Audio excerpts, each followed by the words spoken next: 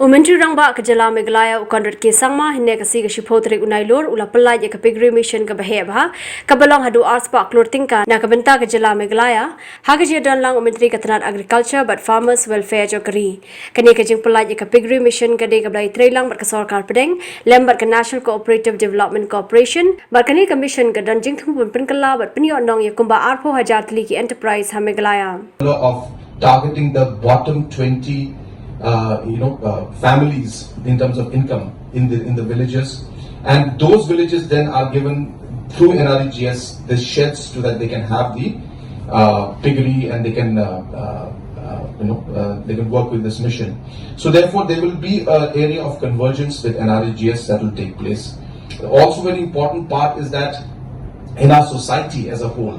once this happens, the selling of these products and the pig is not going to be an issue because in our society there is already a habit of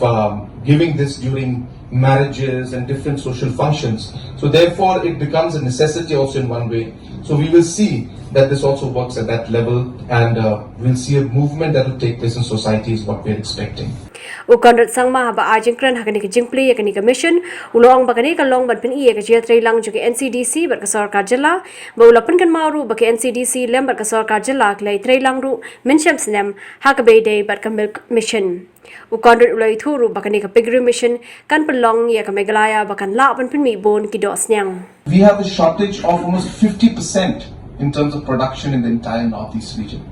and therefore Meghalaya can not just simply look at Atmanirbhar for themselves, but we could actually look at expanding our production and servicing the needs for the entire northeast region. So really it's a project that's envisaged not just for the 8 years of this loan period,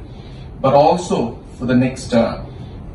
15, 20 years, where we hope that Meghalaya could become a production and processing center for pork and processed food for the entire northeast region, and hopefully also export it to other parts of the world maybe at one point. So we have a very, very long-term plan, but all will depend on how the implementation of this phase takes place.